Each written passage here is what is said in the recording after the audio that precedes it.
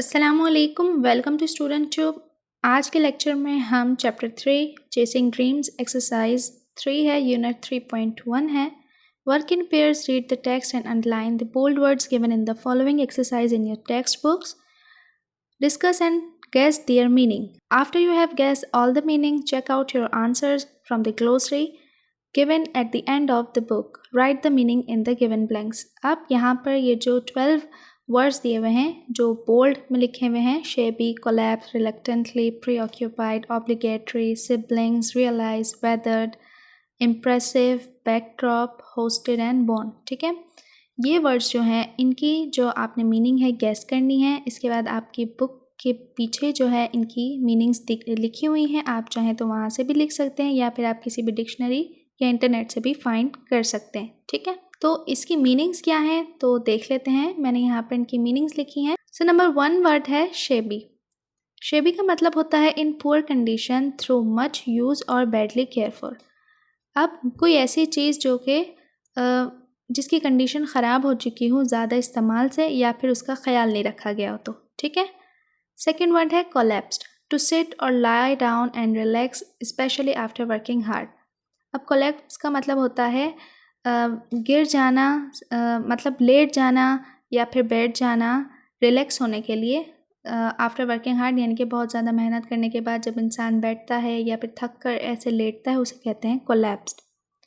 Reluctantly, unwilling, therefore, slow to act, agree etcetera. अब किसी चीज़ में जब हमारी मर्ज़ी नहीं होती और हमें फिर भी वो करना पड़ता है. देयरफॉर, स्लो टू एक्ट, आहिस्ता किसी भी कोई एक्ट करना या एग्री होना. ठीक है. अब जैसे फॉर एग्ज़ाम्पल आपकी बड़े बहन ने कहा या बड़े भाई ने कहा कि मुझे ये चीज़ पकड़ा दो. अब आपका उठने का दिल नहीं कर रहा, सो यू रिलक्टेंटली स्टैंड. ठीक है, इस तरह से. Preoccupied, not paying attention because thinking or worrying about something else. अब प्रीऑक्यूपाइड का मतलब ये होता है कि आप ध्यान नहीं दे रहे. किस वजह से ध्यान नहीं दे रहे? आप किसी और बारे में सोच रहे हैं या फिर किसी बात को लेकर परेशान हैं. ऑब्लिगेटरी, इम्पोजिंग ऑब्लिगेशन लीगली और मोरली. ऑब्लिगेटरी का मतलब होता है किसी चीज़ को फ़र्ज़ कर देना. फॉर एग्ज़ाम्पल नमाज जो है पढ़ना हमारे लिए ऑब्लिगेशन है. ऑब्लिगेटरी यानी कि किसी भी चीज़ को फ़र्ज़ कर देना. ठीक है, फॉर एग्ज़ाम्पल नमाज या फिर कोई कानून. ठीक है, जो कि किसी पे मस्ट कर दिया जाए कि ये मस्ट करना है. ठीक है. सिबलिंग्स, ब्रदर्स एंड सिस्टर्स, भाई बहन को सिबलिंग्स कहते हैं. Realise, to make one's dream, idea, plans etcetera happen. ठीक है, यानी कि रियलाइज़ करना अपने ड्रीम को, अपने आइडिया, किसी भी प्लान को हैपन करना, रियलाइज़ करना. ठीक है. Weathered, brown, rough and lined or damaged skin because one has spent a lot time outside in the sun and wind. अब weathered का मतलब होता है brown, rough यानी कि brown जैसे भूरे जैसे हाथ हो जाना, rough हो जाना, ख़राब. line मतलब कि damage skin हो जानी.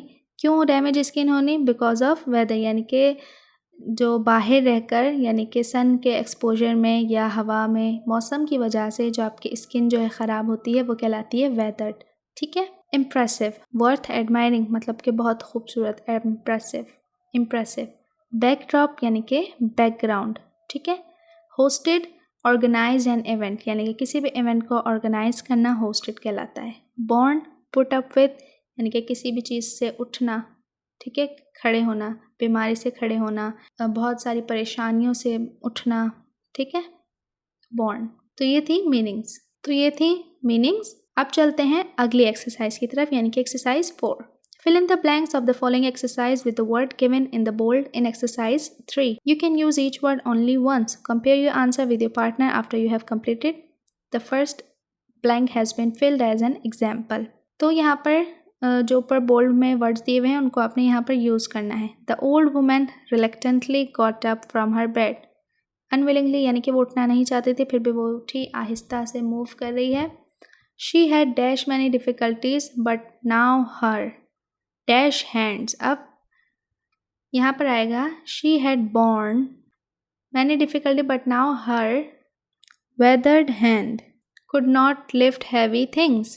She got up and looked out of the window. As she looked, a smile came to her lips when she saw the big, impressive beautiful lawn with plants and creepers and mango trees serving as a backdrop.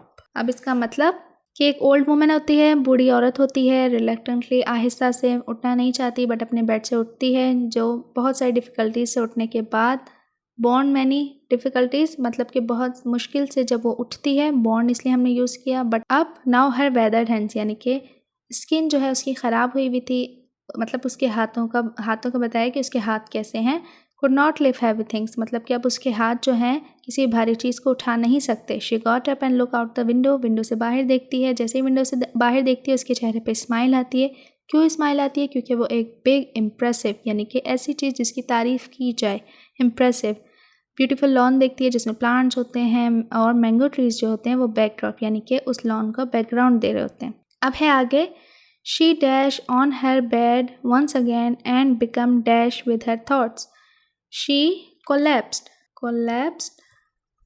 On her bed once again, अब फिर से वो जाके बैठ जाती है, late जाती है, ठीक है।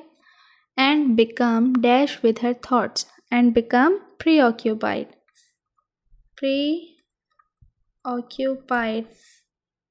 with her thoughts. She thought of her dash old house, यहाँ पर शेबी यानी कि अब वो वापस बेड पे जाके बैठ जाती है और सोचों में चली जाती है।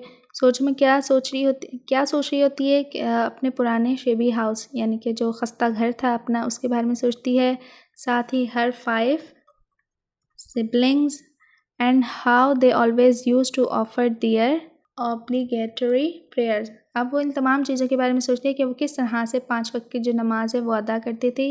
She also recalled how her, अब साथ ही उसने ये भी याद किया कि किस तरह से her mother always hosted meeting. अब इसकी ममा जो है मीटिंग्स होस्ट क्या करती थी for the village women to teach them various skills.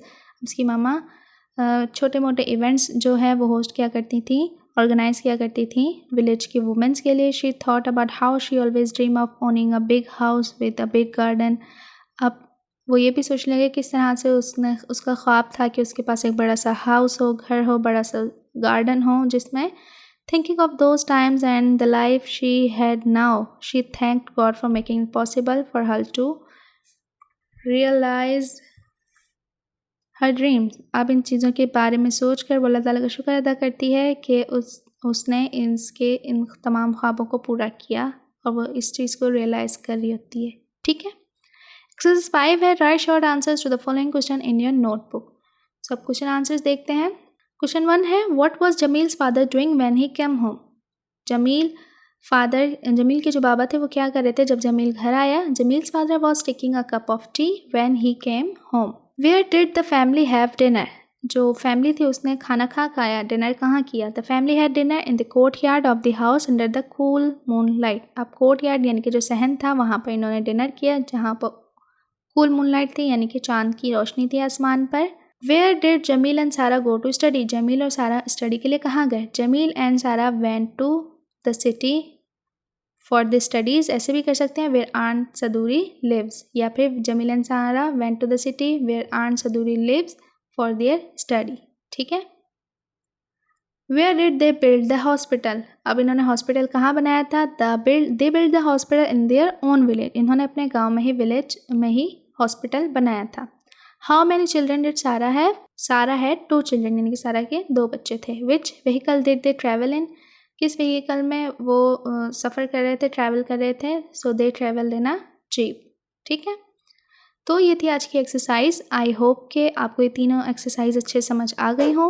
Video ज़रा सा भी हेल्पफुल लगा हो तो आपने इसे लाइक करना है, शेयर करना है और चैनल पर नहीं हुआ तो सब्सक्राइब करना भी मत भूलिएगा। मिलते हैं नेक्स्ट वीडियो में, तब तक के लिए अल्लाह हाफ़िज़।